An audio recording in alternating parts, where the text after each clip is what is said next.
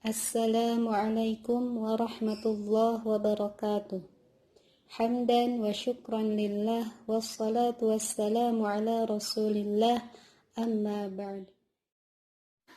Al-Quran merupakan pedoman dan petunjuk bagi manusia dalam mengemban misinya sebagai khalifatullah di muka bumi ini.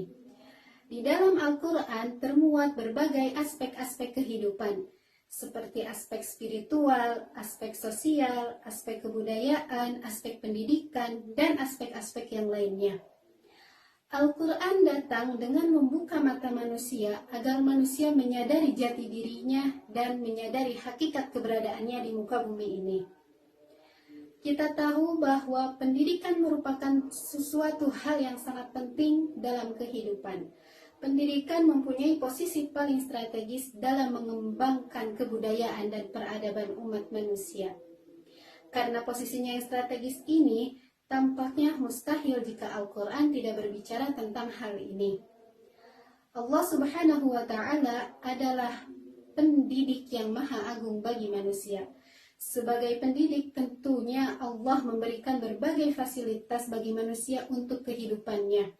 Setelah Allah memberikan roh dan kesempurnaan panca indera, Allah memberikan agama sebagai dasar menjalani kehidupan di muka bumi ini. Kita sepakat bahwa setiap manusia itu membutuhkan pendidikan. Dikatakan bahwa seseorang dalam mencapai kedewasaannya itu melalui proses pendidikan. Oleh karena itu, dalam kesempatan ini, insya Allah saya akan membahas tentang pendidikan dalam Islam. Pendidikan dalam Islam itu dibagi menjadi 4 bagian. Yang pertama yaitu tarbiyah, kemudian ta'lim, kemudian ta'dib, dan yang terakhir adalah tazkiyatun nafs. Yang pertama yaitu tarbiyah. Kata tarbiyah kalau dicari dalam Al-Quran itu tidak ditemukan. Karena kata tarbiyah ini terpulang dari 3 asal kata. Yang pertama yaitu kata robiya yarba, yang artinya adalah mengembangkan. Kemudian yang kedua adalah kata roba yarbu, yang artinya adalah tumbuh. Dan yang ketiga berasal dari kata robba yarubbu, yang artinya adalah memperbaiki. Abdurrahman An-Nahlawi dalam bukunya berpendapat bahwa pengertian tarbiyah itu adalah pendidikan. Secara keseluruhan, tarbiyah yaitu proses menumbuhkan dan mengembangkan potensi, baik potensi fisik, potensi spiritual, potensi sosial, potensi keterampilan, dan potensi lainnya yang ada pada peserta didik sehingga terbina dengan optimal. Di dalam tarbiyah ini dikenal dengan kata Rabbani. Rabbani ini adalah seseorang yang dinisbatkan kepada Tuhan karena ia beribadah banyak dan berilmu tinggi. Makanya suka ada yang disebut dengan generasi Rabbani, yaitu maksudnya. Kemudian ada kata Rabb. Kata Rabb ini menunjukkan seorang pembimbing atau seseorang yang bisa meningkatkan potensi peserta didik. Mari kita kaji ayat tentang tarbiyah dalam Quran surah Al-Isra ayat 24. Allah Subhanahu wa Ta'ala berfirman, "Wahfidh lahuma janaha dhulli minar rahmati wa qur rabbirhamhuma kama rabbayani shaghira." Al-ayah, yang artinya, dan rendahkanlah dirimu terhadap mereka berdua dengan penuh kesayangan dan ucapkanlah, wahai Tuhanku, kasihanilah mereka keduanya sebagaimana mereka berdua telah populer di kita. Artinya adalah sebagaimana mereka berdua telah menyayangiku sewaktu aku kecil. Padahal makna sesungguhnya di sini adalah irhamhuma kama rabbayani shaghira, sebagai sayangilah mereka keduanya sebagaimana mereka telah mendidikku di waktu kecil. Kenapa di sini disandingkan antara pendidikan dan kasih sayang, antara ada kalimat irhamhuma dan rabbayani, karena memang pada dasarnya intinya pendidikan itu adalah kasih sayang. Karena itu pendidikan adalah kasih sayang yang mendalam. Pendidikan itu adalah kasih sayang. Jika seorang guru telah kehilangan kasih sayang terhadap muridnya, maka pendidik itu telah kehilangan jati dirinya. Karena seorang guru itu tidak akan terkalahkan oleh superkomputer yang sangat canggih. Karena komputer itu tidak Allah berikan 3 instrumen, yaitu as-sam'u wal absar wal af'idah. 3 instrumen ini hanya diberikan kepada manusia, yaitu as-sam'u pendengaran, al-absar penglihatan, al-afidah dan hati. Sedangkan komputer itu tidak punya hati dan komputer itu tidak punya perasaan. Jika seorang guru telah memiliki kasih sayang dalam dirinya, maka dalam kondisi apapun guru akan berusaha menahan dirinya agar menjadi seorang pendidik yang terbaik. Yang kedua yaitu ta'lim. Ta'lim berasal dari kata allama yu'allimu ta'liman, yang berarti pengetahuan. Menurut Abdul Fattah Jalal, pengertian ta'lim adalah proses pemberian pengetahuan, pemahaman, pemberian tanggung jawab, dan penanaman amanah. Sedangkan dalam bahasa Indonesia, ta'lim itu adalah proses yang diusahakan sejak lahir, karena sejak lahir manusia tidak mengetahui apa-apa, namun Allah berikan potensi untuk mengetahui ilmu-ilmu Allah.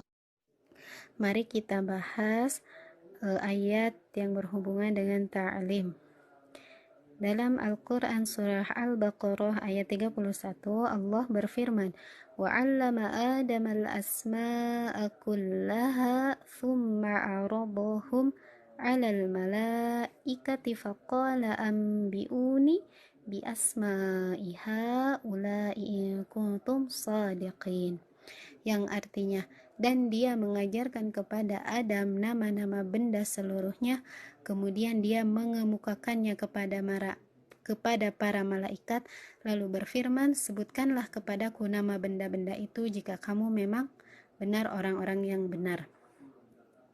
Di dalam ayat ini, menurut para ahli bahasa atau ahli balaghah, ayat ini terdapat rahasia yang sangat luar biasa. Di mana letak rahasianya? Mari kita lihat. Pada kalimat wa'allama, dan Allah mengajarkan Adam kepada Adam al-asma, nama-nama benda, kullaha seluruhnya. Di sini dikata kullaha, ha di sini itu yaitu dhamir yang kembali kepada al-asma. Kemudian thumma aradahum, kemudian mengemukakannya hum di sini juga kembali kepada al-asma. Pertanyaannya, kenapa dua-duanya kembali kepada al-asma tetapi dhamirnya berbeda, yang satu ha, yang satu hum? Kata para ahli balaghah, ternyata di kalimat ini, di ayat ini terjadi iltifat. Apa itu iltifat? Iltifat adalah perpindahan gaya bahasa.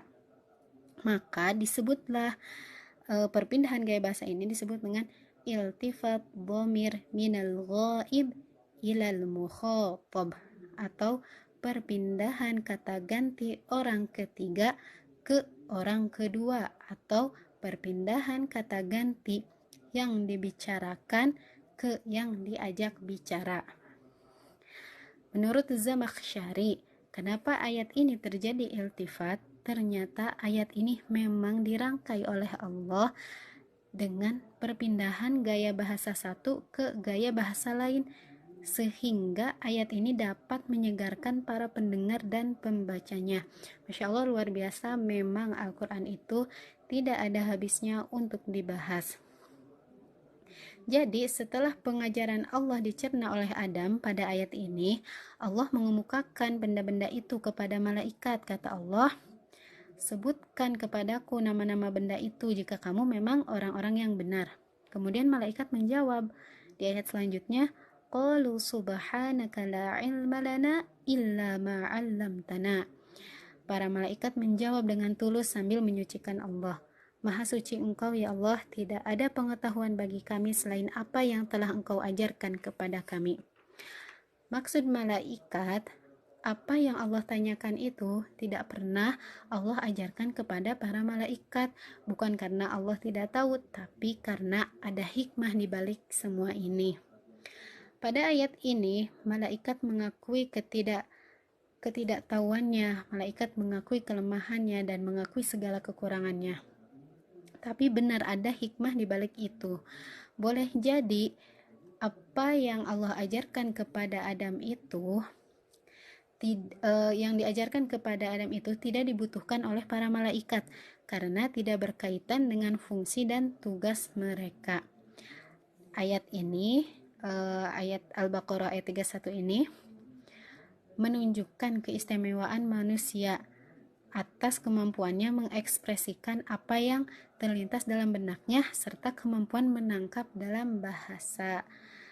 Kalau dalam tafsir Muyassar dijelaskan bahwa ayat ini Allah itu mengajarkan kepada Adam semua nama-nama makhluk, langit, bumi, termasuk gunung dan lain-lainnya.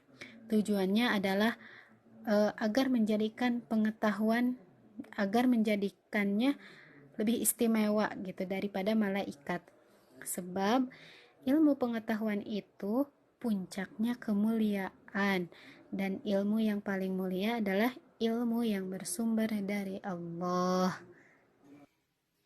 Kajian Quran Surah Al-Baqarah ayat 31 ini dalam tafsir Al-Misbah karya Quraisy Shihab, bahwa ayat ini menginformasikan sesungguhnya manusia itu dianugerahi potensi untuk mengenal nama-nama benda, sifat-sifat benda, dan karakteristik-karakteristik benda, juga dianugerahi kemampuan untuk berbahasa.